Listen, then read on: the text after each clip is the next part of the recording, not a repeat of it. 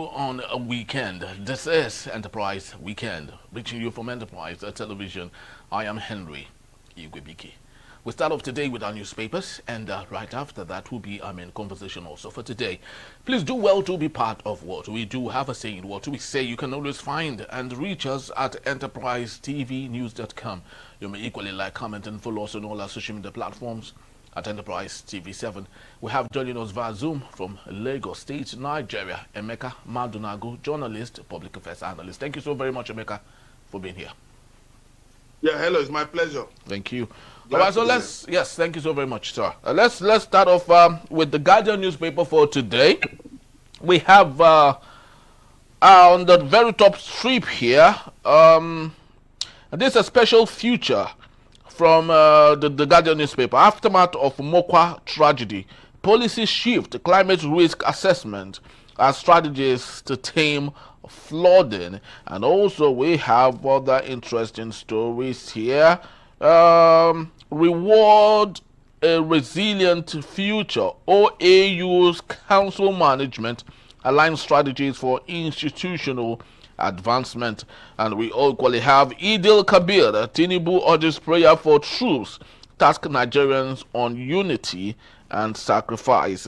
And we equally have other matters here. PDP orders national reflection, calls on APC to end waste and deceit. Can felicitate Muslims, seek prayers for Mokwa flood victims. Voter education, civic competence, and participatory democracy in Nigeria. That's all we have for the Guardian newspaper. But Emeka, let's take a look at the Mokwa flood tragedy.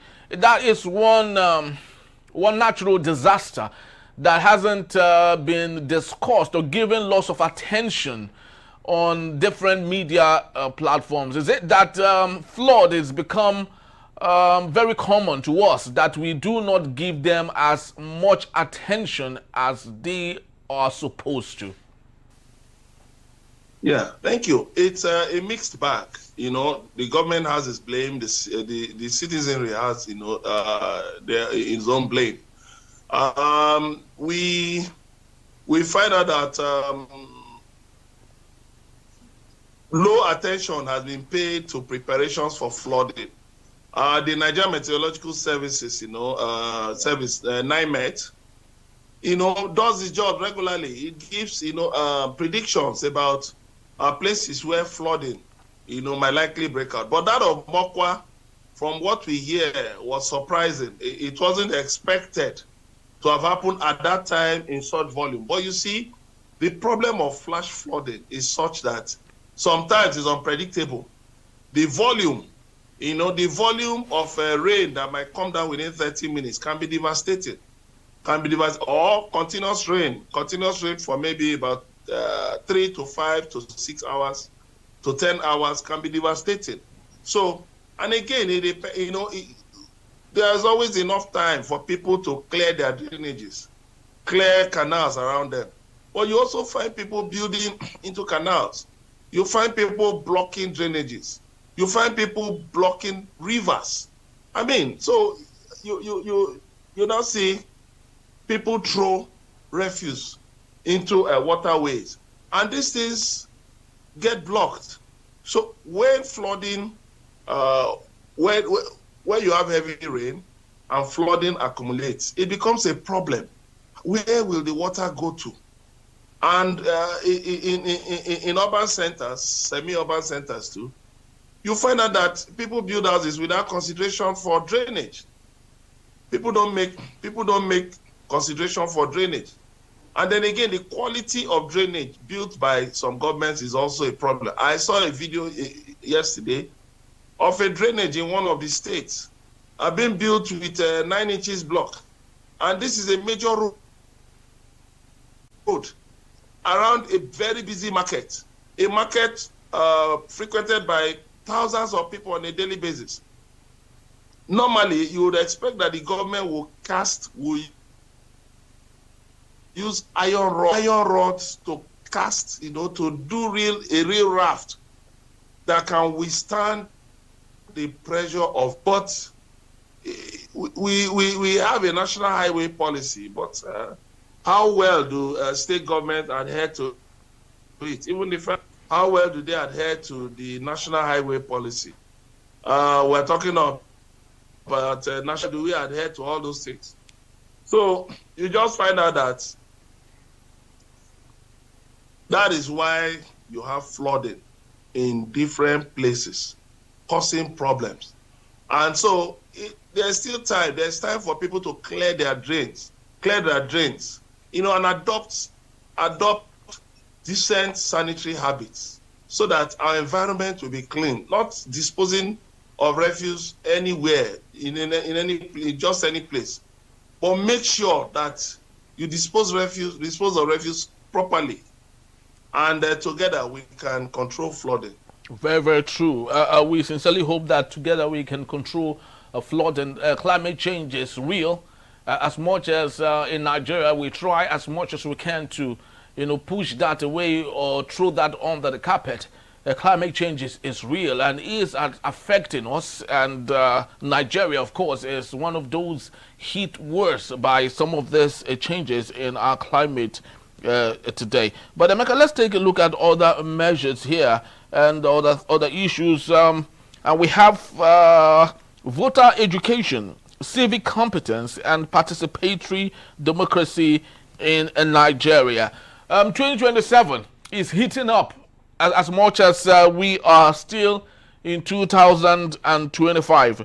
Lots of people would ask, why would we be hitting the polity when we are still in 2025? But of course, 2027 is before us.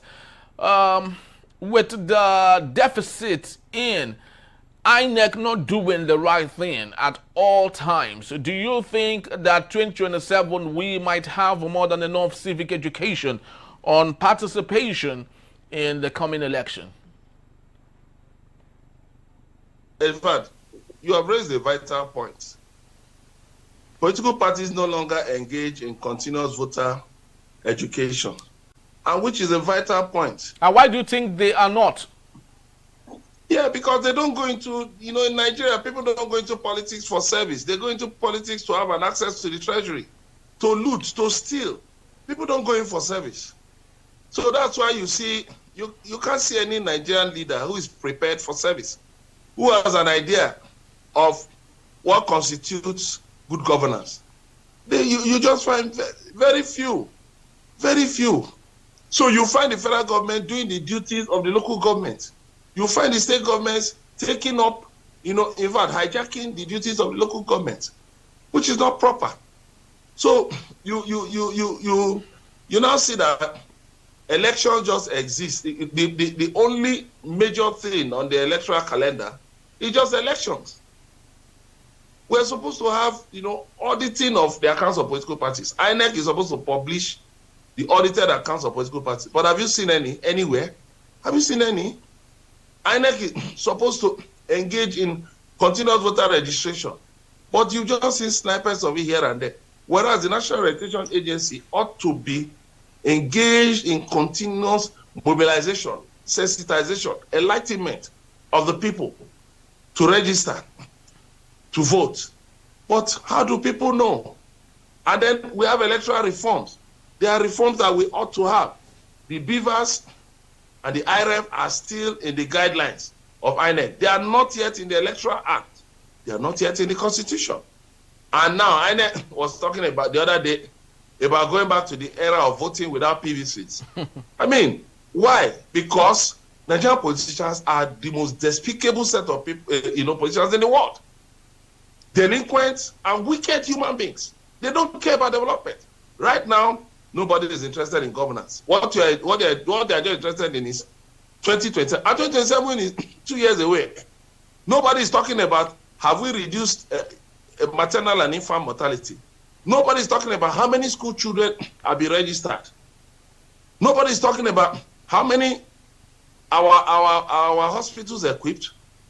You have an outbreak now of diphtheria in Lagos and in Imo states, even I think in Edo State.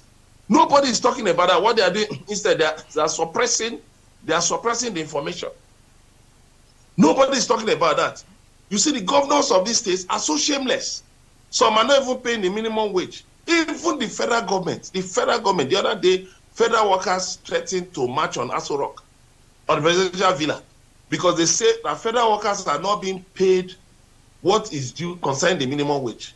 So in a situation like that, you hear people talking about 2027, it just smacks of irresponsibility, total irresponsibility, abdication of governance. And that is why you see the country is not moving forward. Because all we're just engaged in is go and borrow money. Go and borrow money, buy bags of rice, share 10 kg bags of rice. When he finishes, I ask them, what will the people eat? What next? So it's sad. And the people allow these things because politicians have weaponized, they've turned poverty and ignorance into weapons. So what do? They go on, they go on air and they lie. But I tell them what it shows is that many of you should just return your certificates to your schools. Go and apologize to your teachers that you are a big failure. They wasted their time teaching you in school. Return your certificates because you are a big failure. You can't think. Imagine an aide, one of President Bola Tinubu's aides, saying that it took India 50 years to get to where they are. But I ask you a question. Do you know the world today? Like I was listening to somebody.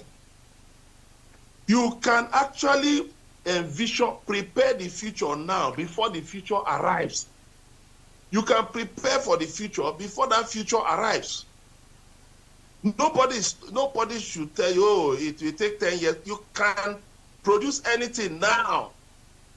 Scientists are saying that by 2050, it will be possible for people to live long. It will be possible for people to live long. They are studying immortality to see how it's possible for people not to die. Scientists are studying that too. By 2035 now, the West is talking about that. They will no longer allow fossil fuel vehicles, with petrol, diesel. You can't use it in their countries. Look at the changes going on. Look at the changes. Look at the innovations going on around the world. People are now talking about, how can we make people, live better? How can we eradicate a lot of these diseases around the world? How can we say goodbye to malaria? Nobody is talking about that in Nigeria. They are waiting for the future. They are waiting for Bill Gates to send grants. They are waiting for the West to send grants, which they will loot. They are waiting for the West to send even as little as injections, to send vaccines. Nobody is talking about that. And that's the sad thing. Because these people are not prepared for governance. They are not interested in governance. Nigeria has nothing, no export apart from crude oil. Our soil minerals, criminals are just looting soil minerals and taking them out of the country. Nobody is talking about that. All we are talking about is borrowing. Now they are talking of another loan, I think from Japan also, to beat food inflation. So just get a loan now, go and buy rice from anywhere in the world, and then maybe bring it down to 40,000. Then that's the end. Nothing sustainable. Nobody is looking at all these things we are doing. How sustainable are they? President Tinubu removed subsidy in 2023. Where is the subsidy money? Where is savings for subsidy? But when Abacha increased fuel price, as Ministry of State, we saw PTF, Petroleum Trust Fund, headed by General Muhammadu Buhari there. We saw what PTF did. We saw the new NNPC tankers. Then when Jonathan increased fuel price, we saw Shopee, subsidy reinvestment and empowerment. We saw the jobs, Shopee jobs. We saw Shopee vehicles. We also saw you win those grants that were giving 5 million naira grants, 10 million naira grants that were given to young graduates. We saw all of those things. But you say you have saved $20 billion from removal of subsidy. Where is the money? How about NEL fund? How about NEL fund? Is it fair to say, yes, to say that before now, students they will never have loans, but today we have loans? You must empower the citizens before you onboard them to credit. You say you are sending people to school. How are they going to pay? Where are the jobs that will enable them to pay back that money? Look, let me tell you something. You see, creating loans is not even an achievement. Yes, you can even see in the West, that people are trying to run away from debt. So many people have mortgage loans, educational loans. They are trying to run away from them. Yes, there are people who send their children down to Nigeria to attend tertiary institutions because they don't want their children to be stuck in student debt, where you'll be paying debt for 30 years of your working life. How many years do you have left? If you graduate from university at maybe 20, and you start paying back debt for 30 years, that means you'll be paying till you are 50. By 50, are you not? You may be a grandfather or a grandma. I mean, by 50, you will still be paying debts. Meanwhile, you'll be training your children in school. Oh. You have other things you are doing. To me, that is not a sustainable way to run a society. That's not a sustainable way to run a society. I would rather that government should invest more in making education more affordable, so that we have more people who go to school and come out and be productive. But the situation where factories are closing down, businesses are running away because of the devaluation of the naira, because of the removal of subsidy, because of power, insufficient power and insecurity. So what is NEL fund? People, you say you are giving upkeep loan, 20,000 naira a month.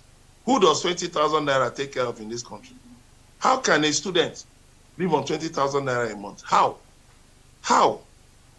Is he going to be drinking air or drinking Gary? Even Gary is not cheap. So the question is this. You cannot borrow your way to prosperity. You can't borrow your way to prosperity. What I just see many people who are getting those NEL fund loans, they just see it as their own share of the national cake. And look at it. People who took COVID-19 loans during COVID, how many of them have paid back? How many? Some people use the money to run away from the country. How many have paid back? Go and ask banks. The rate of people owing banks now is very high. Is it the loan apps? So many people owing them, not paying. People even declaring boldly, yes, I am owing, I won't pay, or I don't have money to pay. So that is not a sustainable path to development. Talking about NEL fund, it's not sustainable. When we cannot even feed ourselves. We have to import maize. We have criminals, terrorists in the forest. We import maize, we import everything we eat in this country. And then we're talking about NEL fund. Are you going to fund, what's the meaning of NEL fund? NEL fund, you'll be surprised. Even private universities are asking to be listed in NEL fund. But these are universities where you see their school fees run into millions. How come they're asking to be listed in NEL fund? So that tells you that something is not right. Something is not right with the policy somewhere. People see it as a national cake that they should collect. So that when they graduate, and maybe they run away from the country, they just forget about everything. So we must look for more sustainable paths to good governance. Thank you. Very, very true, Emeka.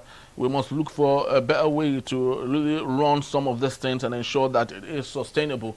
And not just giving us, but of course ensuring that it is sustainable. Because the truth remains that after this administration, I'd love to believe another administration that would come after this might totally wipe away the NEL fund, and so will the money and every investment in it go just like that. But let's take a look at the Punch newspaper just before we leave today. Stop destroying church buildings. Deeper Life tackles Lagos State. Emeka, do you think most of these churches that are being demolished now were built in the wrong place, or is it the government doing what government knows how to do best? I think it is very unfortunate that we have this kind of situation, because what it indicates is in part that these churches do not have building approval. They may not have building approval, or the locations where they are were not approved. But I think it's also, the dereliction of duty on the part of government to wait for people to erect structures and you go and demolish them. What you are doing is that you are destroying capital. And that is what our politicians are good at. They cannot think of how to make money for the country. They cannot think of better.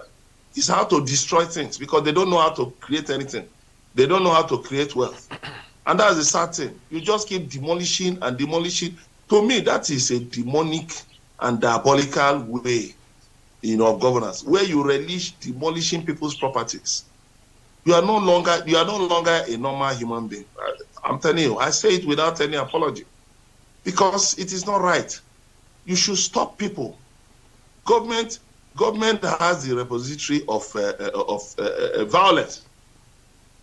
So you can't tell me that people who are building houses, in unauthorized places are more powerful than the government.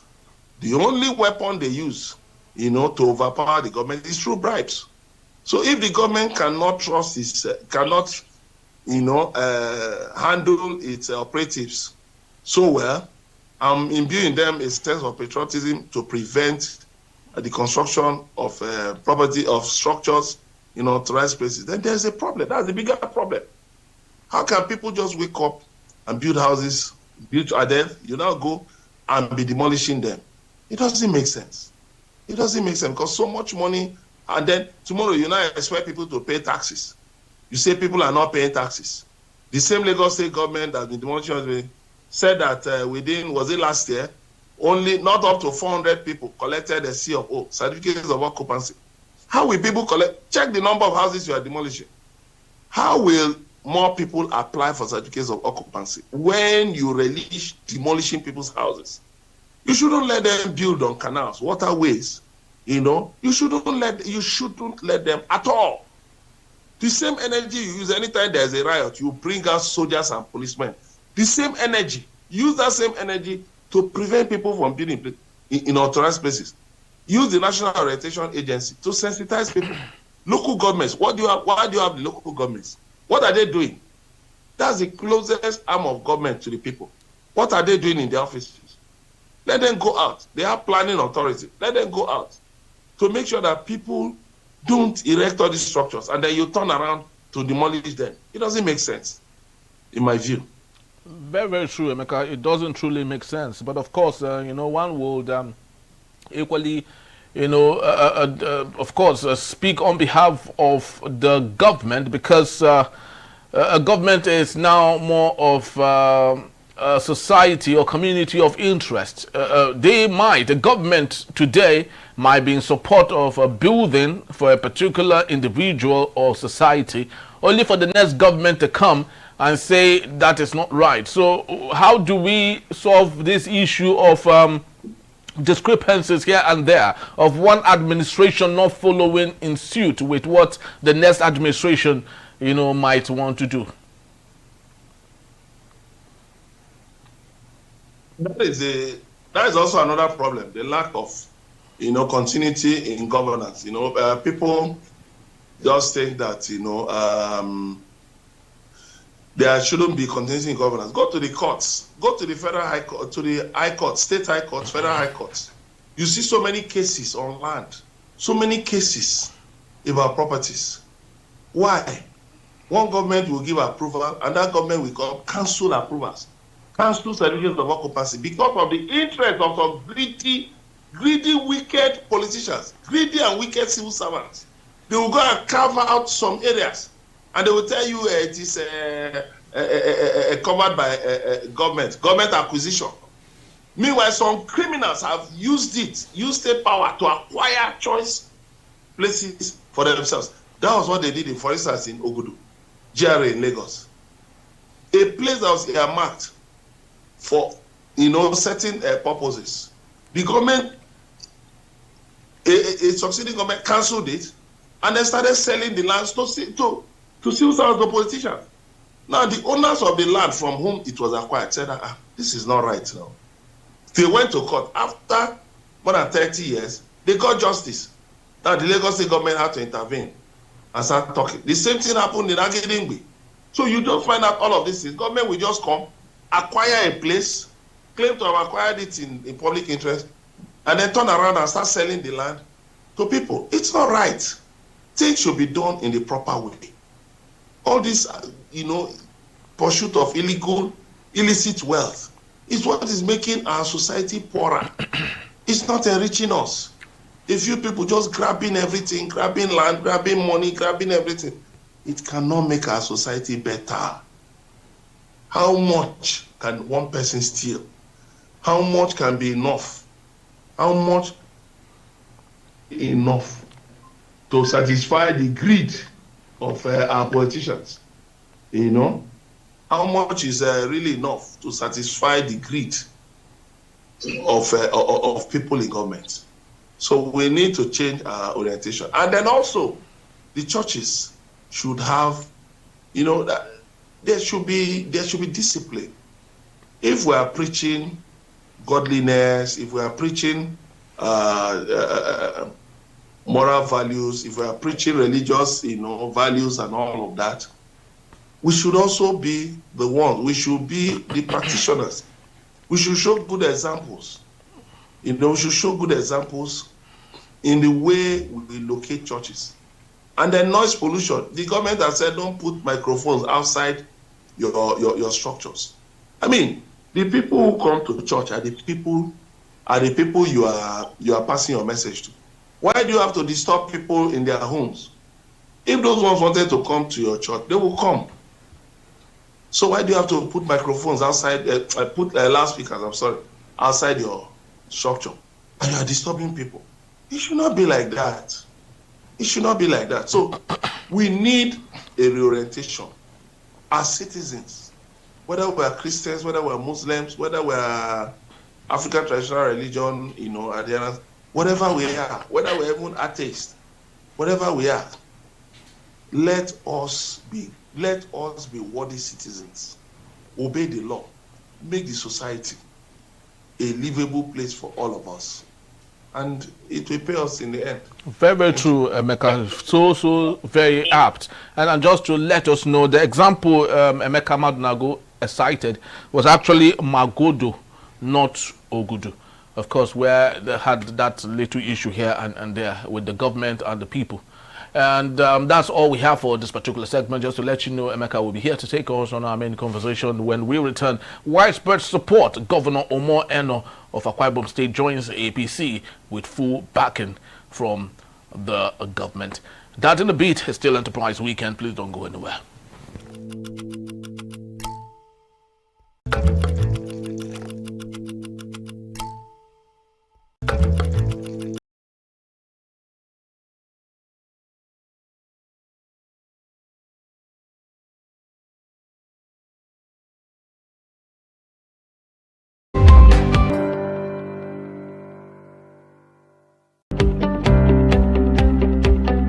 Joined us, or you're still with us. This is still Enterprise Weekend, reaching you from Enterprise Television. Let's get talking with our main conversation for today.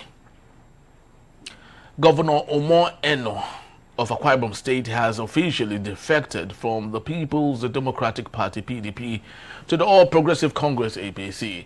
His decision was celebrated by Senate President Godswill Akpabio, who, through his wife Uloma Akpabio, welcomed Eno and praised the move as one that aligns with national development goals. Akpabio emphasized that real progress in Nigeria can only come through the ruling party at the center and assured the governor that his decision was divinely guided. During the Defection event in Uyo, key figures from the state government, including the secretary to the state government, commissioners, and members of the House of Assembly, pledged their loyalty to Governor Eno and confirmed their defection to the APC. Speaker Udeme Otong and other stakeholders expressed full support, citing the governor's commitment to development over the past 2 years as a key reason for their backing.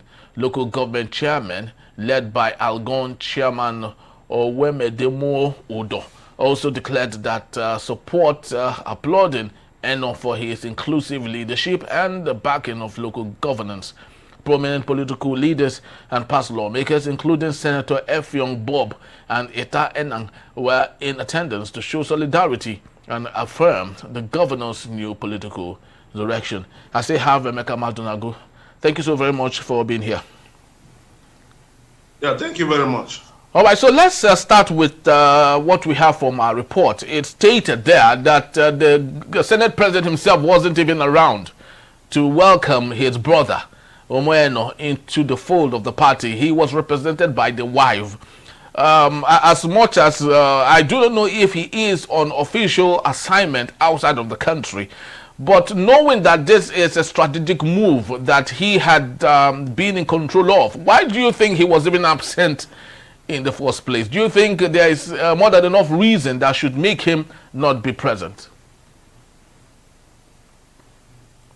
Oh, well, it's interesting that he wasn't there, but well, the fact of the matter is that the defection has taken place. That's what's important. And Umoeno has gone with his own, with some of his people. But at the same time, it's not a complete defection because the people, 3 commissioners have resigned. You know, the letter by one of them, in Memobong, the commissioner for special duties, you know, that is circulating on social media. So what it tells you is that even they themselves don't totally believe in this defection thing. But you see, there's a game plan for this defection. Just make it look like the entire South is, you know, aligning against the North, and then certain places in the North, you know, are also going to, you know, the governors are going to defect. But you see, the Nigerian media is also not helping matters, and that is very worrisome. Because instead of the media holding the positions to account, the media is now standing like cheerleaders. The media are now like cheerleaders, you know, urging them on, you know, urging them, yeah, go ahead, you know. I mean, and these things cannot help our democracy because the media is not called the fourth estate of the realm for nothing. The media is a part of the governance structure. Is a virile and a veritable governance structure, you know. But sadly, the Nigerian media has abdicated its role, and it has never been so bad. That has never been so bad. You never had it so bad in the First Republic, where the media now became cheerleaders. You know, you never had it so bad in the Second Republic. Yes, we know government-owned media, you know, are the ones, but the private media, the legacy media are the ones now. You know, even coining things, you know. I mean, the opposition is dead, the opposition is not alive. You know, I mean, what is all this? What do you even expect? What do you even call the opposition that you now say is dead? Is it until the opposition mobilizes people to start burning government buildings or to start, you know, doing unlawful things that you call it opposition? You just wonder. I mean, people defecting is not a new thing. But the main thing is this: it only shows that there's no principle in governance. They lack principle. They lack principle. You cannot go and take the votes of the people for one party and then you move to another party. To me, that's unprincipled and is a worrisome thing. But the media that should hold these positions to account, you know, the media is largely impoverished. So media houses are also struggling to pay salaries and to take care of their overheads and all that. So, of course, they now have to stand by and be cheering on the people who are wrecking the polity, and it's not good. Yes, Emeka, as much as we would blame the media, let's take a look at the actors here. Umoeno is one of them. I do not know if I should call him the villain or he is the protagonist or whatever it is he should be called in this particular level. But do you think Umoeno is really playing to the gallery, or is he just being a coward who is not spineless, actually, to take on what is supposed to be the most important thing? The wife of the Senate president said that his decision was divinely orchestrated.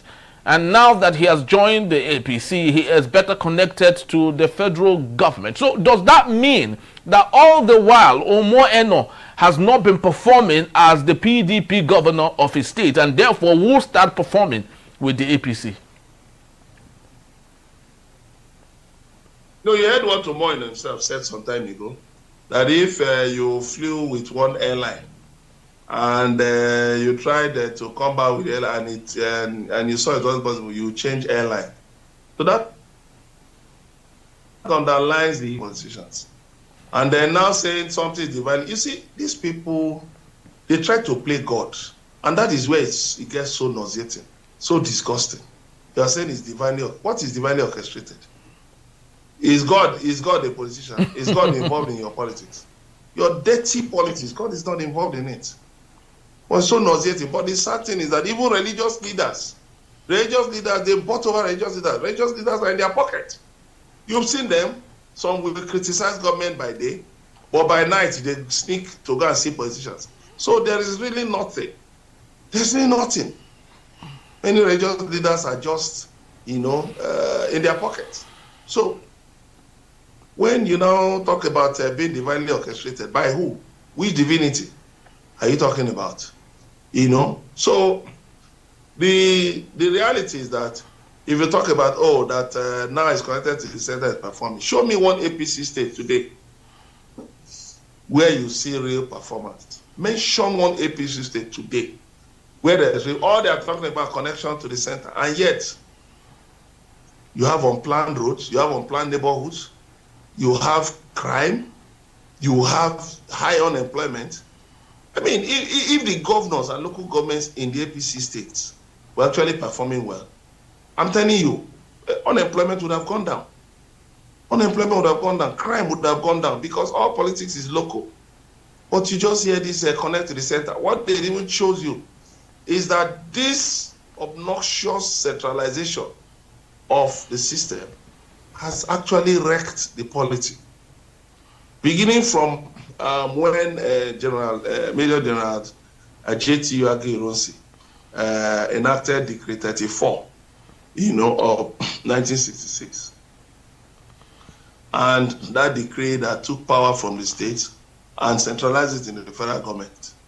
Now, the counter coup of July the 29, 1966, the leaders said they were not happy with decentralization. They were not happy with it. So, but when they tasted power, they saw it was sweet. They didn't drop it. They didn't drop it. So what did they do? They continued with it. Gowon, who promised to just quickly organize elections and get out, remained there for 9 years and was blowing drum until he was thrown out. And you continued on and on and on and on. And the very people in power now who are the ones singing restructuring, nobody's talking about restructuring again. Everybody is talking about being connected to the center. But you are the same people telling us that the allocations to the states have tripled. But yet, where is the development? You still need to connect to the center. Where is the development? If you are connected, what is the meaning of being connected to the center? Then there should be no state governments there. Let's just have a federal government so that we just know that we don't need states. Because as it were, states are useless. All they do is just manage to pay salaries for those still paying salaries, and just manage to do 1 or 2 roads that are overinflated, built at 4 billion, 4.5 billion, 5 billion per kilometer, which is 4 times the African average. So that's all there exists to do. Funnel money to their pockets, building phantom projects. So what do you need the state governments for? If your governance has to be effective because it's connected to the center, then you are an impostor. You ought not to be in government. As a matter of fact, you have ruled yourself to be a total nuisance in governance. And that's what matters. That is the thing. What does it mean of being connected to the center? Is it the federal government? For instance, basic education should not be in the purview of the federal government. You should not have a universal basic education commission. It should not exist. And you saw that the Tinubu administration tried, they looked in that direction. Why do we have a UBEC? Why should we have states pay matching grants? A UBEC produce its own grants, and then state governments cannot pay their matching grants. Why can't state governments, in fact, by the way, basic education should actually be at the level of the local governments. But you look at in the FCT, okay, let's look at the FCT, that is actually federal capital territory, under the federal government, under the center. Since January, public primary schools, public health centers have been on strike since January. That is the center. That is the center. Go around the states and tell me how many federal roads are actually motorable. Go around. after this recent Mokwa flood in Niger State, the road that cut off was not a state road, it wasn't a local government road, it was a federal road. A bridge linking northern Nigeria and southern Nigeria cut off. That is the center. I can keep listening for you. You have the security services, the military, under the control of the center. But tell me whether they've been able to bring down insecurity. Tell me whether security has improved. Or is it power supply? The same states that President Bola Tinubu signed the Power Sector Amendment Act, that okay, states can actually oversee generation and distribution of power. They still want to be connected to the center. So in other words, that President Tinubu shouldn't have even signed that amendment, so that the federal government will continue to oversee the power sector. But thankfully, you have a state like Abia that has made good use of that amendment and gone into an agreement with, a power company that's into generation and distribution. And now other eastern states are calling on the company, please come and supply us. Go all over the place. So when you talk about all of these things, you say power at the center. I heard Umoino that because the government has started the Calabar end of the Lagos-Calabar highway. So in other words, that it is extending to Akwa Ibom. But the Itu Odukpani highway is in a bad condition. I spent 6 hours on that road in January this year. From Itu Bridge to Odukpani before Calabar. It was a harrowing experience for me. But that's a federal road. The reconstruction is being funded by the federal government, by tax credit from NNPC Limited. That is the center. I can keep naming for you. Was it not judicial workers who went on strike the other day? Yes. They shut down a federal high court. Is that not the center? Even, do you know the most ridiculous? The seat of power in Nigeria, the presidential villa, now had to run away from the national grid, that they want to build a solar grid for 10 billion naira. So showing that they no longer have confidence in the national grid. Now that is the center you're talking of connecting to. Somebody was saying, look at Bua. Bua refinery is coming up. That is going to, is giving jobs to Akwa Ibomers. And I ask a question. You have 2 refineries in, I think you have a refinery in Imo State, which is under APC, connected to the center. Why do you still have unemployed people in Imo State? The Bua refinery, how many people is it going to employ? Even the Dangote refinery in Lagos, how many people is it employing? Very true. How many people is he employing? How many jobs has he created? There's a limit to the number of jobs that can be created by any enterprise. So instead of state governments to think of these governors to think of how they can make their states better. Akwa Ibom is an oil producing state. You have oil, you have gas. Do you know Akwa Ibom, for instance, the former governor, the first governor of the First Republic, Victor Atta, he did a lot, built the airport, built a power station. But unfortunately, the Obasanjo government said they had to throw all the power they were generating into the national grid. But now that, okay, there's an amendment that says, okay, the power you generate, you can distribute it to your state. Why do you still need connection to the center to be able to you are already generating? Why do you need connection to this? And I think they have about 2 power plants or so. I think Ibom plant and another plant. I'm not very sure about that, but you are generating power. I think about 100 megawatts or something. You are generating power that can service the state. And then you have about 12 or 22 government enterprises that have been shut down. You have Champion Breweries. You have Sunrise Ceramics. You have different business enterprises that would have generated jobs. Why not find buyers? Why not put up those businesses. Look at, look at some refineries. Breweries today that have been taken over by private investors. One of them, is now the biggest brewery chain in Africa. And then Champion Breweries is dead. Champion Breweries was one of the major breweries in Nigeria in the 70s, in the 80s. Today is dead. Yes, but Emeka, you can name it. Businesses. Yes, very, very true, Emeka. But let's take a look at all of this defection thing, especially coming from the south of Nigeria.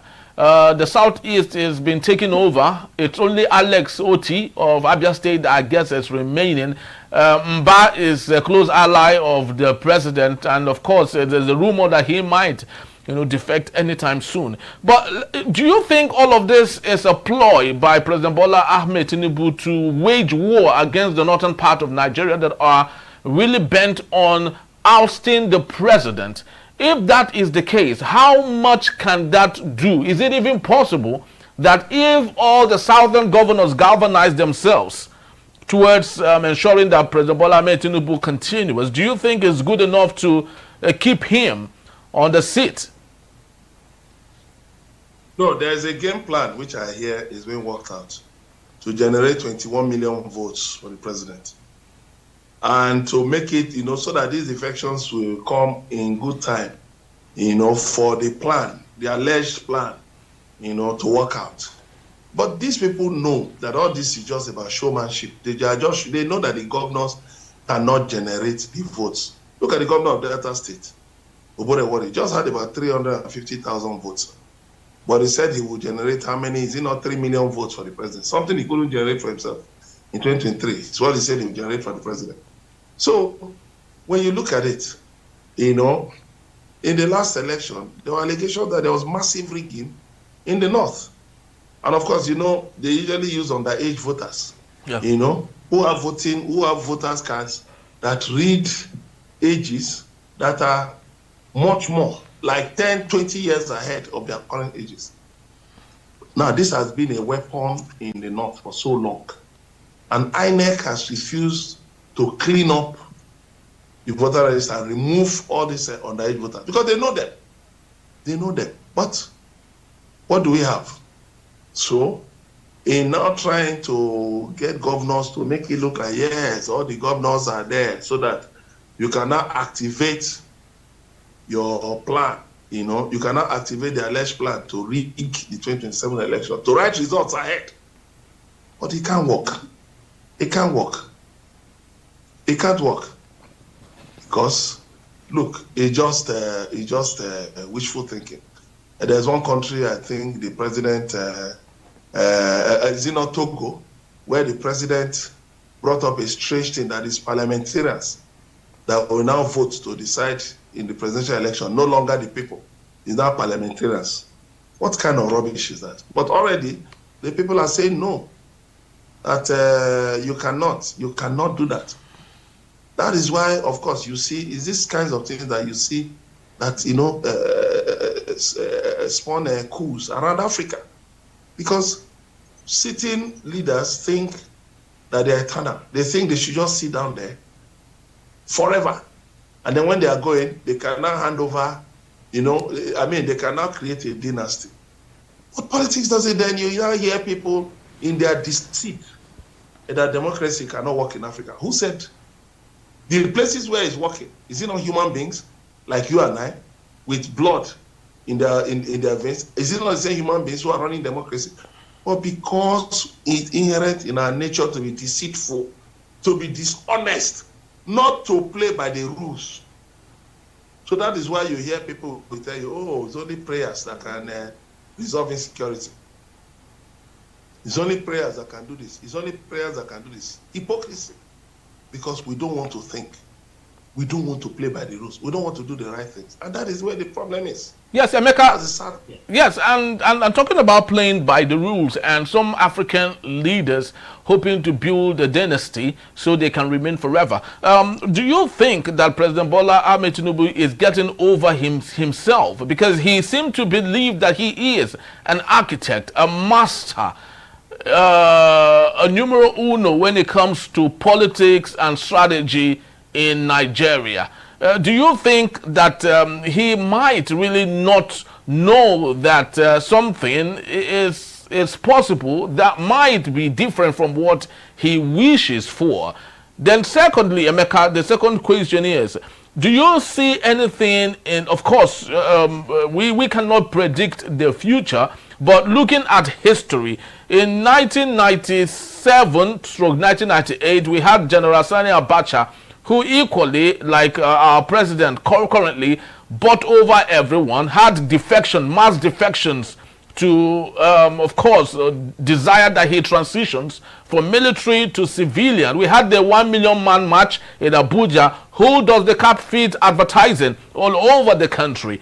Do you think we might have a repeat of what happened at those era?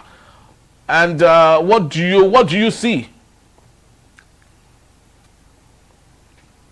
What I do know is this: I cannot pretend to be God, to know the future. But like they say, morning shows the day.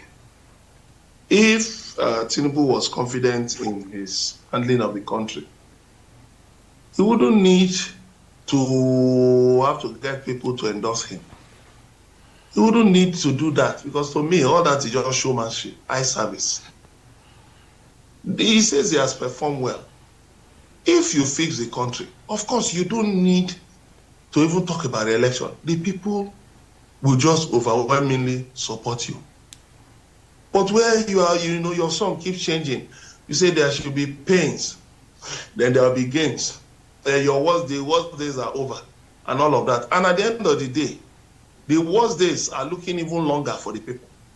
The people cannot feed, they cannot pay rent, they can't send their children to school. They can't go to hospital, so they have to engage in self-medication. And so that's why you see all of these things happening. Abacha knew that his trying to become president was immoral. It was evil. It was illegal. But what happened? The West also somehow encouraged him, because they put sanctions on Nigeria, but these sanctions actually were affecting the ordinary people. They were not touching Abacha and his gang of looters. They were not touching them. And that's the sad thing. You see the commander of the African Command, General Langley, is becoming a nuisance in Africa. A nuisance. He was the one the other day that held a press conference and was talking rubbish that Traore, Captain Ibrahim Traore of Burkina Faso, had been using the gold reserves of the country, to prop up his regime. But a journalist told him, a journalist corrected him. And what do you mean by that? That the money from the gold in the gold in Burkina Faso was actually being used for the people. Oh, he said, okay, that was my view. The same Langley has now declared support for Yedema in Togo, who is trying to stay there forever. That is part of the problem we have. The West has become a nuisance.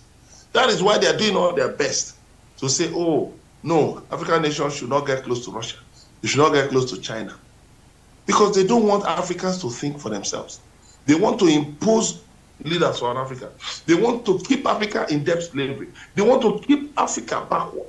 They want Africa to remain the dark continent, they call it. So do you think the West are in support of President Bola Ahmed Tinubu's stay in office? Is there anything that cites to that? I do know that at least the United Kingdom and parts of Europe are, yes, from their body language. I mean, you saw the other day, Chatham House, an NGO in the UK, saying that Tinubu should not try to strengthen the Naira, that it will ruin his economic reform. What is the business of Chatham House? I prefer to call them chatterbox. Because it's, I mean, there's nothing positive that those guys have brought to Nigeria. They are just meddlesome interlopers. And I think they should learn to shut their mouths. Because they are just meddlesome interlopers. You know? So you now have a situation where, like Abacha, Tinubu is now proceeding in that direction. But as far as I'm concerned, you don't need that. It's not necessary. It's not necessary. It shows that he's jittery. He's afraid. Yes, it shows he's jittery. It shows he's afraid. I go back to when Emefiele was the governor of Central Bank. And he came down hard on people who were promoting cryptocurrency. And what the Vice President Yemi Osinbajo at that time tell him? He said, approach issues with knowledge. Don't approach issues with fear. Did we know? Little did we know that why Emefiele was running after NSAS promoters, running after crypto promoters. The Emefiele was looting treasury. He was committing abominable acts. That is what you see in Nigeria. That Emefiele was building 753 duplexes with stolen money. So that is why for me, I feel that there's no need for it. Work hard at fixing the country. Work hard at reducing our debt burden, because the debt burden is unsustainable. Find a way to stop borrowing. Find a way to cut the cost of governance.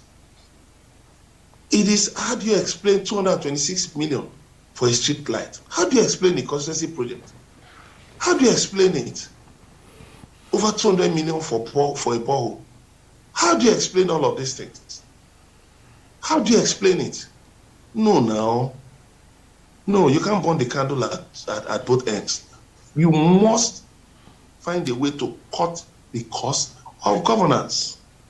Instead, Tinubu has been involved in increasing the number of ministries, increasing the number of MDAs, setting up new universities without any appropriation, taking over institutions from states without any appropriation, without any public hearing, just to satisfy populists again, just setting up universities here and there that are not being funded. The other day, the House of Reps held a public hearing, and they discovered that one institution somewhere in the north, they looked at their overheads, ran into so much. And now,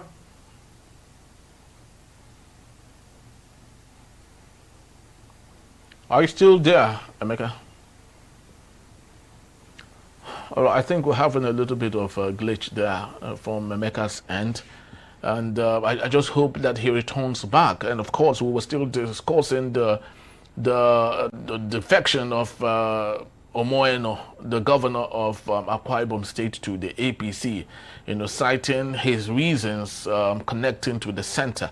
And of course, he's been told that now that he is connected to the center, that he should expect development at all levels in the state, and that is subnational, that should be independent, that should be, competing even with the nation state itself on development. Being said that they needed to connect to the center just for them to make progress in their state. And of course, we were discussing this with respect to, the rumor that the southern part of Nigeria are all coming together against the northern part of the country to ensure that there is more than enough support for President Bola Ahmed Tinubu come 2027 from the northern part of Nigeria. And of course, Emeka was talking about the rumor that the election has been written down with 21 million. And one would wonder why. Of course, it was debated at the National Assembly that Nigerians who refuse to vote, should be incarcerated and all of that. So if you add one and one together or connect the dots, you will discover, ladies and gentlemen, that most of the things that we say that are rumors could possibly be facts. Well, that's about the time we have for today. I'd love to say thank you to Emeka. Sad we had to let him go because of the really difficult network we had.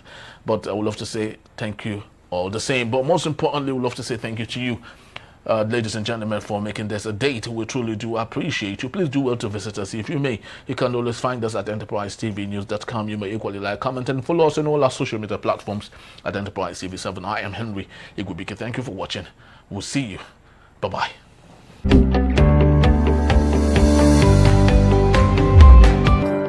Back, and if you just joined us, there's a still Enterprise Friday reaching you from Enterprise Television. Let's get to our conversation for today. Akwa Ibom State Governor Pastor Uloma Akpabio has instructed his commissioners and political appointees to either defect with him to the All Progressive Congress APC or resign from their positions. The directive was issued during the State Executive Council EXCO meeting on Thursday, where he formally announced his decision to leave the People's Democratic Party, PDP. Governor Akpabio explained that his move to the APC was motivated by his admiration for President Tinubu's leadership and his desire to work more closely with the federal government. He warned appointees unwilling to follow his lead that he had nothing to negotiate with them except for elected officials like House of Assembly members and local government chairmen. The governor also made it clear that he intends to retain control of the PDP structure in the state, cautioning those who might attempt to oppose him within the party. Now let's get talking. I still have with me Emeka Madulago and Innocent Adolugba. Emeka, are you still there with us? Let's go. All right, Innocent, let me start with you. What Uloma Akpabio, as a pastor, has said here, it seems more dictatorial in nature than it is persuasive. He did say that he is still holding on to the PDP, even while he said he was leaving the PDP to the APC. Isn't it strange that things like this can come out of someone that everyone looks up to, really? Pastor Uloma, the executive governor of Akwa Ibom State, is not dictatorial. Really? There is something higher. He is fascist. And in fascism, the type practiced by the Italian dictator Benito Mussolini, a First World War ally of the German man, the man who started that war. Hitler. Adolf Hitler. They were allies. In fascism, they prefer gun to bread. And the governor have made that fascist statement that he has nothing to negotiate with. So it's a live or die. It's a take or leave it. You read it. Yes. So that's fascism. Just that Benito Mussolini was a military person. This one is speaking with his civilian garb. I would say here and now that Nigeria as a country has no future if we continue to condone defection within our laws.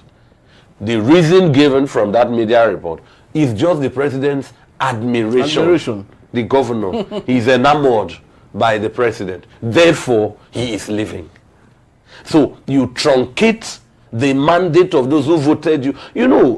A lot of gap exists in Nigeria as regards political socialization, where you enlighten the masses on the ingredients and benefits of several political elements. One of them is that there is nothing called political party. It's just a label. If there is going to be a World Cup match, Spain, Brazil, Nigeria, South Africa, Cote d'Ivoire, Portugal, we come in jerseys. You will see the different labels and know who designed the jersey. One group may favor Puma or Nike or Adidas. So the masses, their preference, their preferred political label in Akwa Ibom State is the PDP. The man on who they rested their mandate to carry this label, this political identity, just truncated it. Is this an affront on the masses? Like, what can the masses do? while the match is still ongoing. It's just like two sporting teams, playing one another. And the captain to one of the team, abruptly, walks out of the field to join the opposition.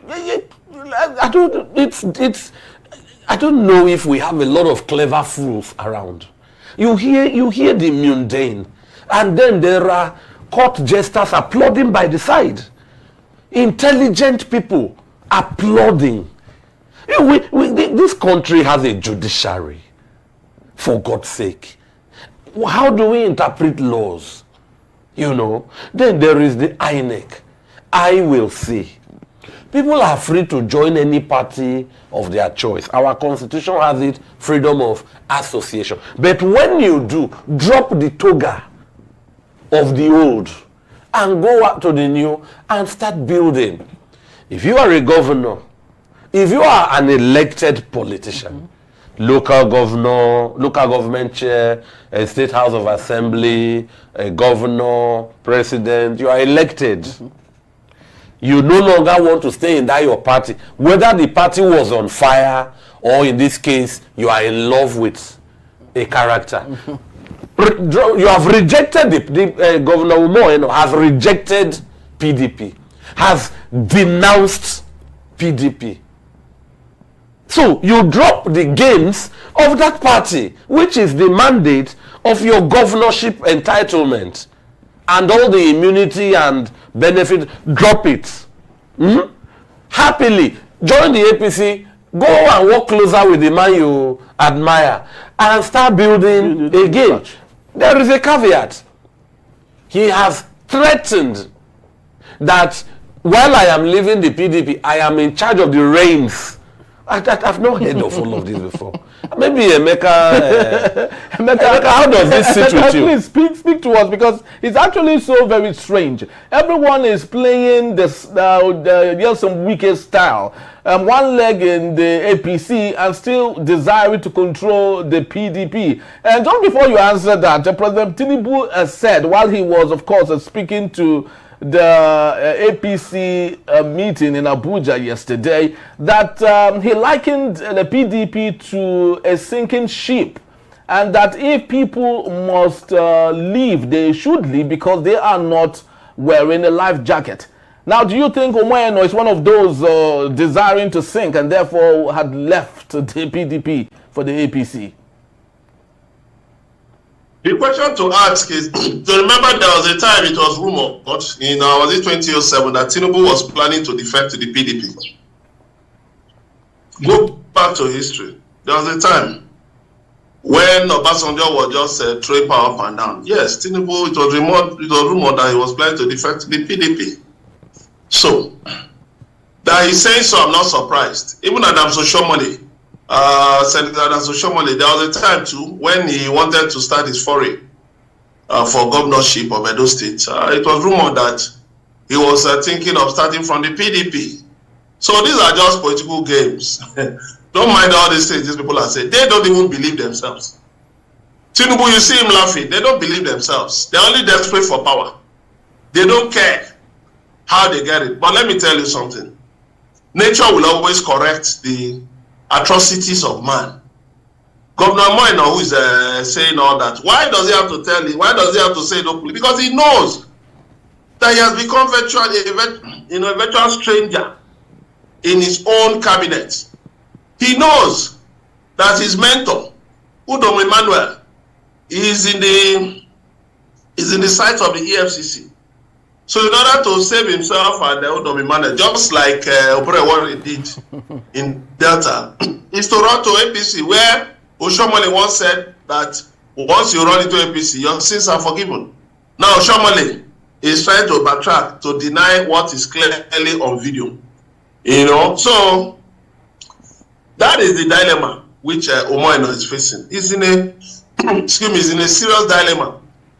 He's in a serious dilemma, and honestly, the man deserves to be pitied because he's not actually, you know, the APC in Akwa Ibom State is fractured into three camps.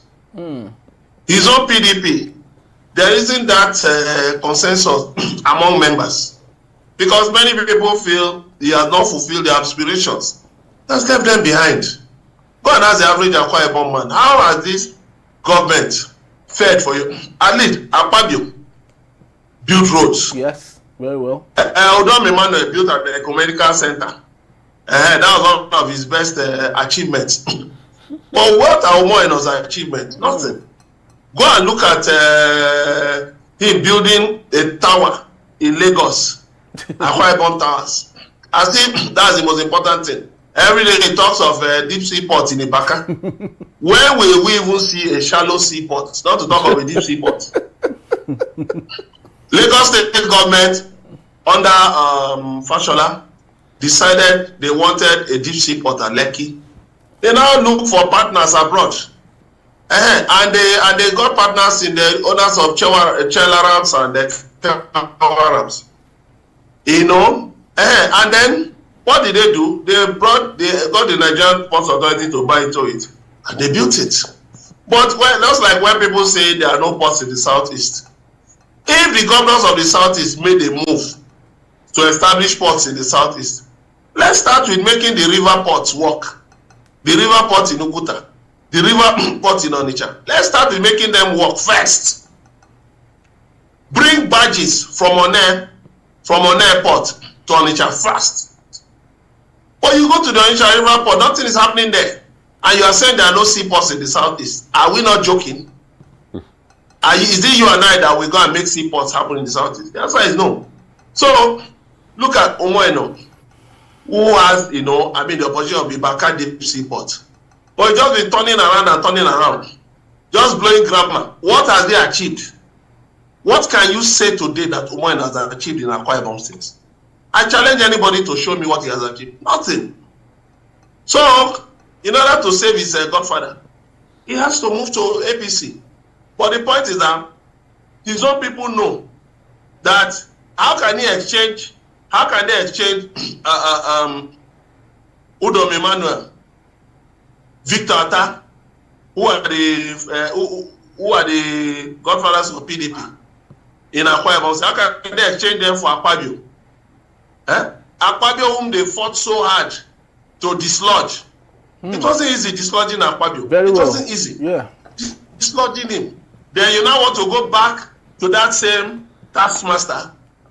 Come on. Do you know people died? People who are killed in dislodging Akpabio. People were killed.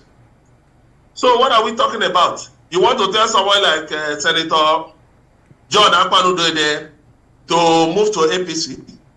That they should join you? That he should support such a thing? Do you know what was done to his followers? Do you know what was done to the man? You want to tell Albert Akpan that he should join you in APC? Who are the people you want to join you in APC? Even his followers on social media, you can see that no. Yeah, everyone they are just saying that aggrieved. this man is on his own. That's why he had to threaten his commissioners. So he knows he's going nowhere. Thank you. Thank you so very much, Emeka. Innocent Aduluba. Nigerians, of course, Akwa Ibomites have christened him the kneeling governor. Always very willing to kneel to anything and anybody. And one would ask, is that humility? Is that a show of humility? Or just him playing politics that he might not be so conversant with? Now, speaking with to what Emeka had just said, I was there in Akwa Ibom in 2008, 2009 and 10 when Akpabio was really doing so much in Akwa Ibom State. Roads, good quality roads. The Akpabio International Stadium, which is the only venue that sporting activities are held in Nigeria. Udeme Emmanuel had done the Ibom Air. So all these are symbolic things that past governors have done. Omoeno seems not to be anywhere. He rather loves to go to the rural communities and do one or two things. But do you think that is enough to get people on his side?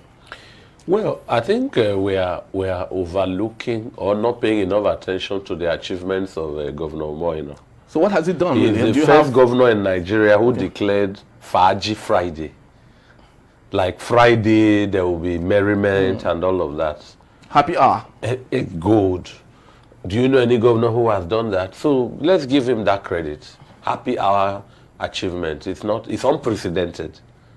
Why are you looking that way? You know. So if he knew the lot, it could speak to the route of his emergence. You see, let me use the word, we don't have, in quote, stubborn head governors. When you are stubborn-headed, you won't have a godfather. You come in, you are subservient, you are yes sir, you are humble, you are humility personified. So a governor looks, as I'm living, I can work with this one. This one will not fight or, you know, be recalcitrant. So, but with regards to achievements, Akwa Ibom is among Nigeria's richest states. Yes, it is.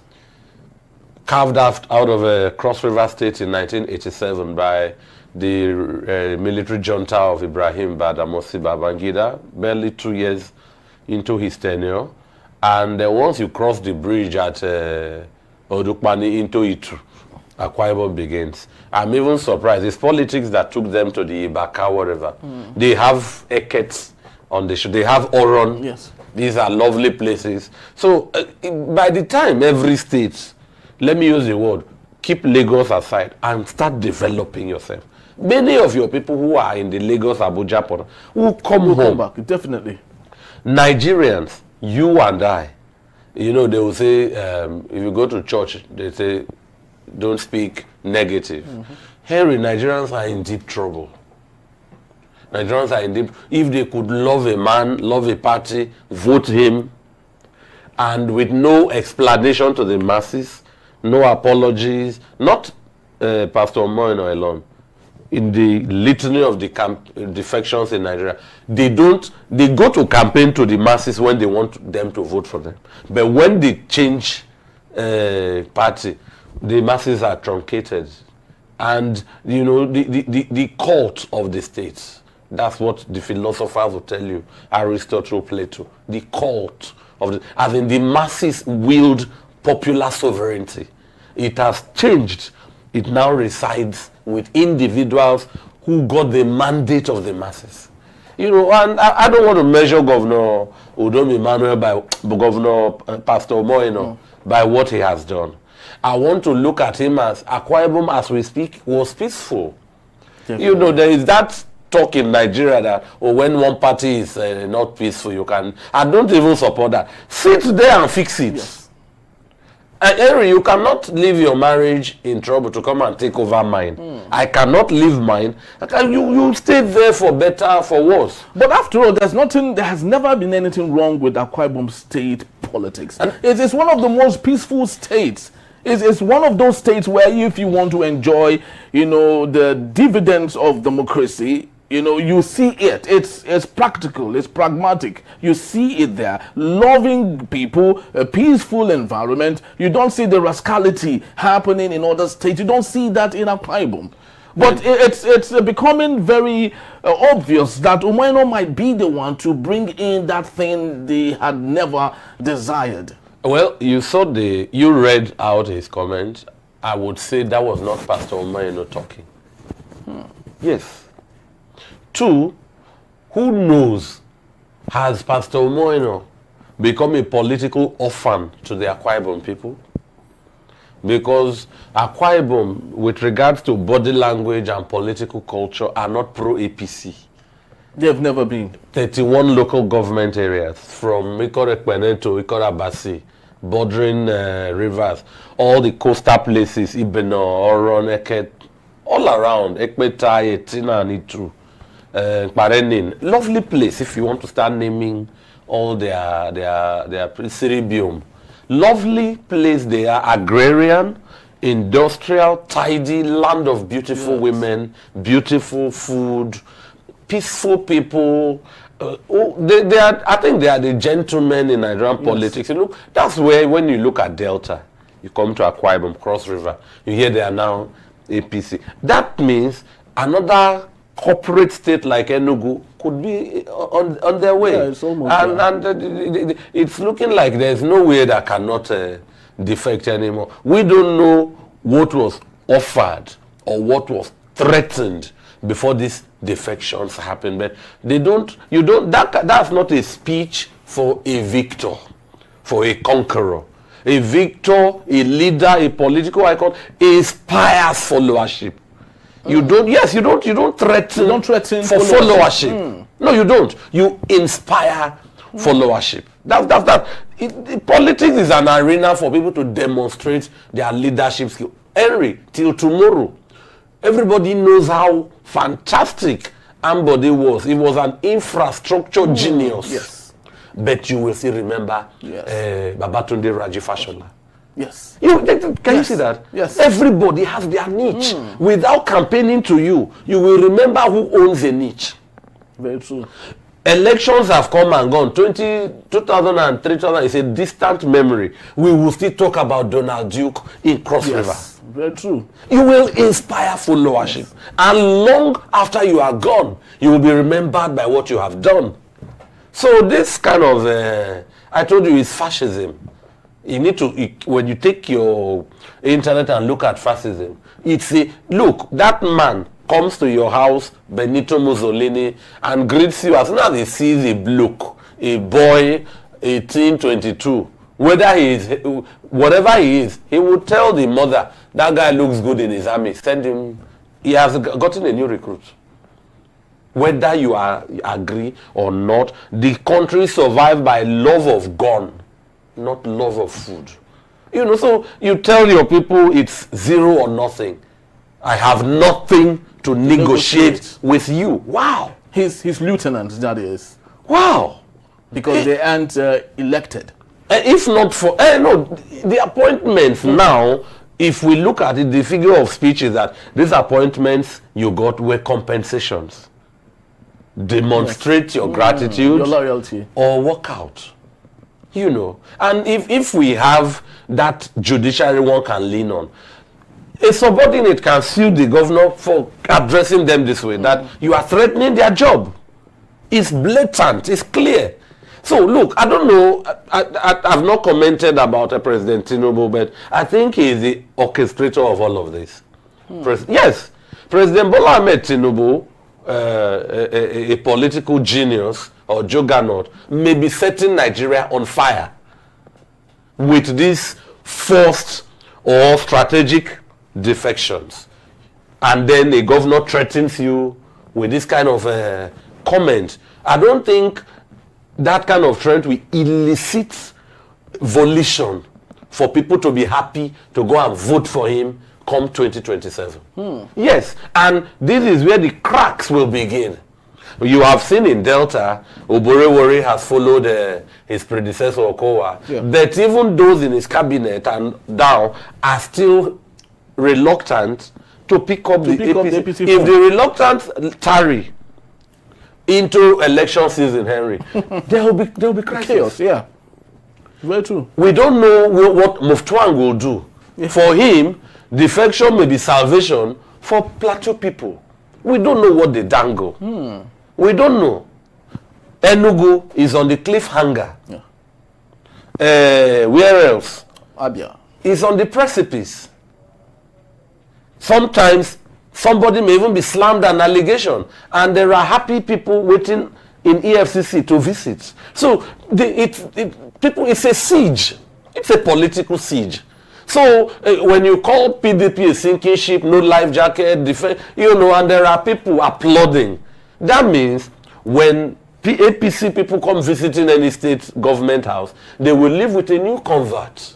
And the political Archbishop, Adams Oshomole, is waiting to forgive their sins if he still has that anointing. Very, very true. Emeka, just before we let you leave, and of course we will close the curtain on today's show, people have insinuated that Godswill Akpabio, who of course, like I did say, had done so awesomely well while he was the governor of Akwa Ibom State, might be behind all of these things. And the people I've had the opportunity of speaking with in Akwa Ibom State this morning said he is one man that no one should trust, because if you take a look at his antecedents, he used to be a majority leader of the PDP. you know, and God knows why and how he had to leave all of that to camp with the APC. No, I think minority leader. Yes, the minority leader. Because so, the majority is the party in power. In power, exactly. So, Emeka, do you really think the Akwa Ibom people would let this settle? And come 2027, do you see Pastor Omo Eno coming back to that seat? We can't hear you. Reconciliation. Okay, all right. He has tried to preach reconciliation. You know, he has tried to heal the divisions in Akwa Ibom generally.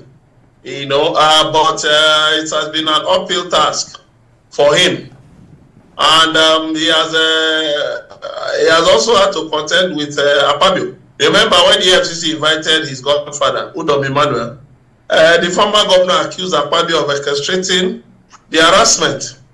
You know, so what I do know is that it's still early days to predict whether he will come back. But it's not like in Delta, it's a cliffhanger.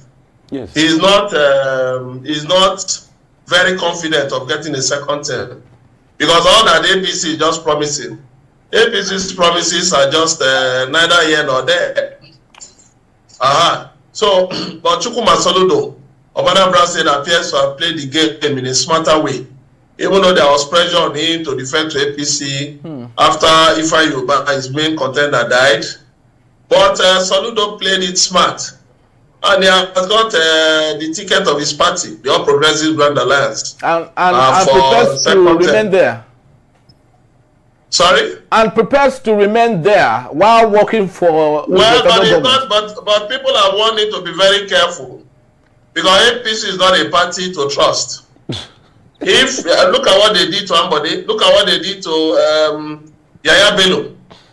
Look at what they've done to other people too. Look at the Lagos State local government elections. People who have worked for them, see how they've been discarded. You know, like rags.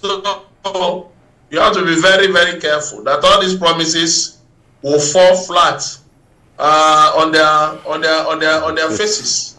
So it's not as if you know, there's anything automatic, because there's going to be an implosion in those states. The people in APC who have been on ground working, how is it going to happen? In October 2024, there was a local government election in Akwa Ibom State. PDP won 30 local governments. APC won only one, the local government of Senate President Godswill Akpabio. And then the APC accused, the PDP of snatching ballot materials, election materials, of violence, of orchestrating violence and fraud. Now, if the local government chairman now defect to APC, so what is going to happen to those candidates of APC who run for local government? Now that means you have to share the spoils of office, quote unquote, permit me to use that word, spoils of office with people, you know, with whom you have been at daggers drawn. So you see, Nigerian politics at times just doesn't make sense. Politicians just act basically on self-interest without considering the past, the present, and the future. And that is why they end up with nothing. You know, that's why they end up with nothing. If you remember 2011, when PDP had about, was it 28 states or so? But today, what is happening? How many states is PDP control? The same thing is going to happen to APC. There's going to be an implosion. Because all that they're looking at now is just to get Tinubu elected. Look at in Ekiti State, for instance. The governor has defied everybody and set up a re-election committee. Whereas the party has said everybody should hold on. Wait till the party asks you to start talking about re-election. Right now, they are concentrating on working towards Tinubu's re-election. But Governor Abiodun has ignored them and gone ahead. So those are the things we are talking about. All man for himself. It's only states like maybe Lagos, Ogun, where the governors are not, in their second term. It's in such states that you might say, you know, that, those who want to run will be like Yayi, Adeola Olamilekan, Senator Olamilekan of Ogun West, you know, want to be governor. It is in a place like Ogun State that you see him pushing very hard for Tinubu. But the governor who is going out, Akpabio, we don't really care because he's in his second term, so we don't really care. I mean, after all, it is taken for granted that when a governor finishes second term, you know, it's his, I mean, he has the right of first refusal to the Senate. But it's, Akpabio would have loved to go to the Senate to represent Ogun East. But what happened? Benga Daniel jumped in and got it. And Akpabio didn't like that. Akpabio didn't like that. So that means after he leaves government on May 29, 2027, he will just go into the political wilderness. So you can imagine how will such people want to work for any Tinubu second term when he has already been sidelined. When he has been sidelined. And if you remember, Tinubu didn't really like him like that. He was a nominee of a former Vice President, Yemi Osinbajo. So in Lagos State, the governor, Sanwo-Olu, is shaking. Sanwo-Olu is not, is shaking. The threat of impeachment is dangling over him. Do you think he will go out of his way to work for Tinubu's re-election? When it has even been sidelined in the terms of local government election, the choice of candidates, APC's candidates, have been sidelined. So you see, the APC is already imploding. Even before 2027, it's already imploding. So it's a gradual thing. And when you talk about one-party dictatorship, it can never happen in Nigeria. Because the same politicians, they own franchise, they own all these political parties.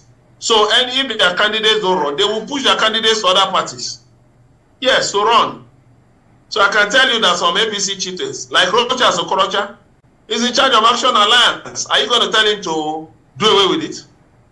Those in charge of different parties, are you going to tell them to do away with the parties? The answer is no. And so, I mean, it's just to tell you that, look, there is no, I mean, for me, there's no big deal. Tinubu is just being desperate.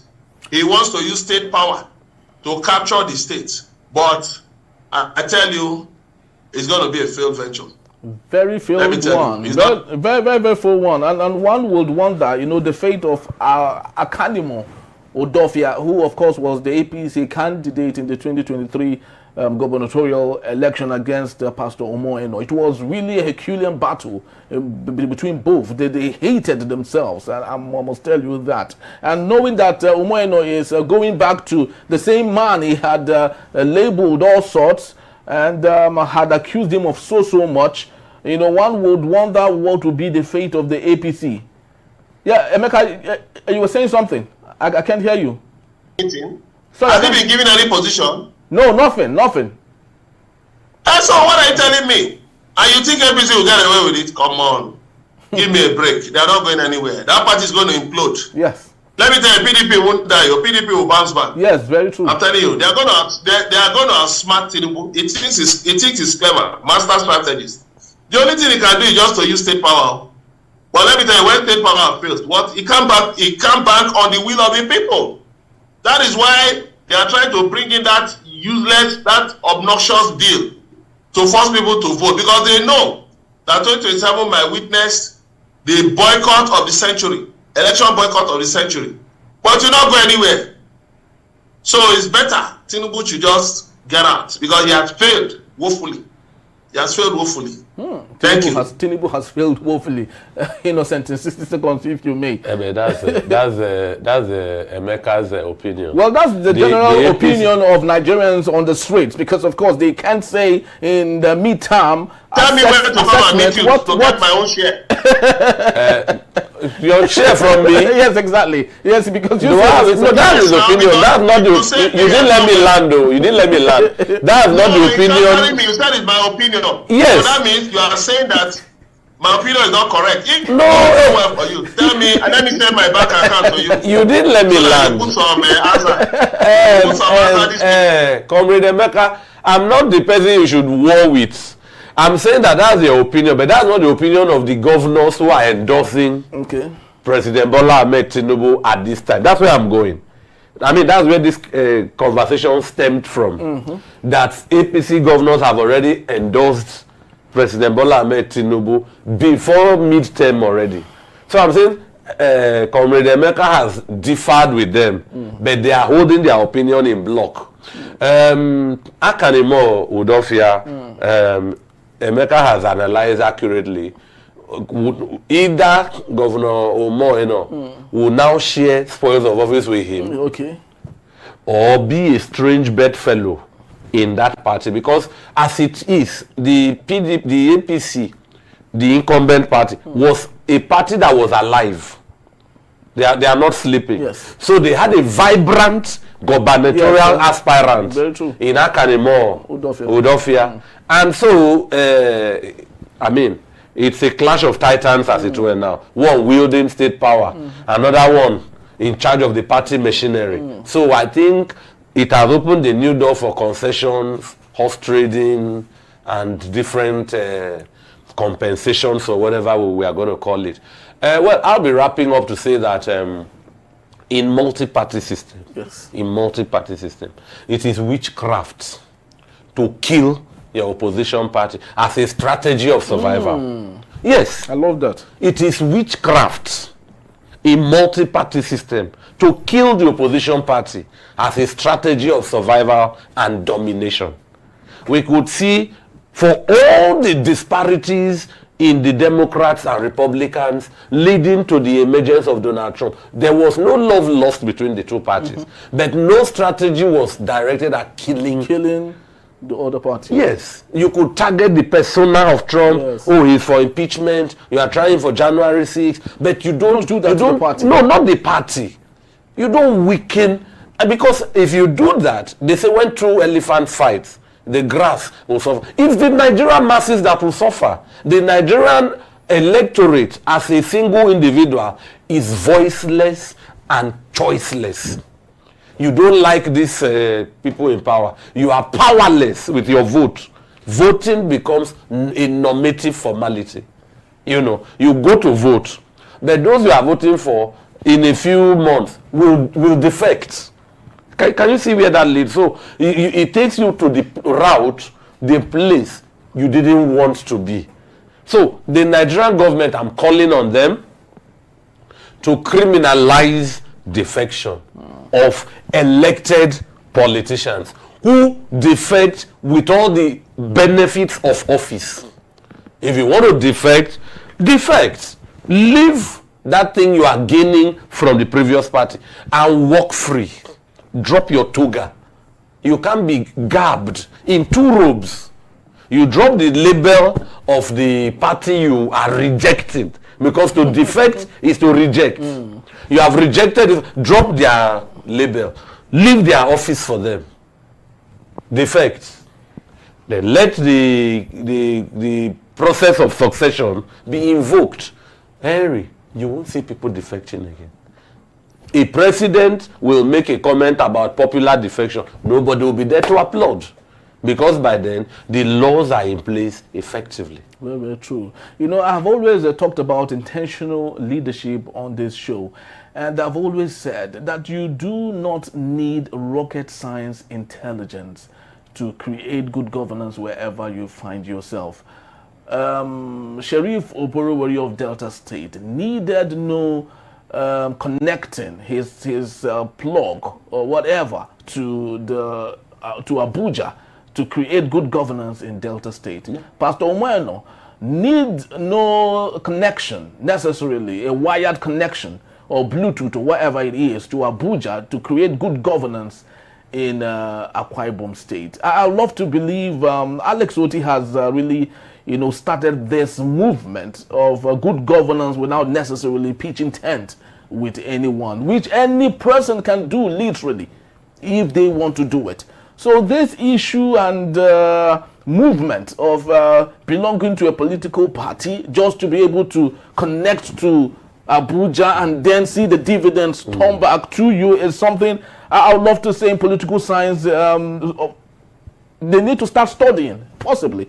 So as to watch that in the future. It's the comment of lazy governors. It's the comment of a governor is in charge of a territory, people and resources. You've mentioned the Abia governor from Labour Party, Alex Oti. We can also mention the former governor, Akinwumi Ambode, because even though he was in the same party, he was estranged from the power in Abuja. He delivered. There was Donald Duke. You take care of your time. Just be prudent, be transparent, be efficient. And when you are not there, people will remember you. I remember Governor Fashola. You know, I remember him. Even in Bauchi, was it Bauchi or Gombe? There was Danjuma Goje. There were governors that were performing. You will remember them. To some credit, the governor from Kaduna then, Ahmed Mekerfi, he was commendable. Fidelis Darie of Plateau State. You know. No, this were awesome people.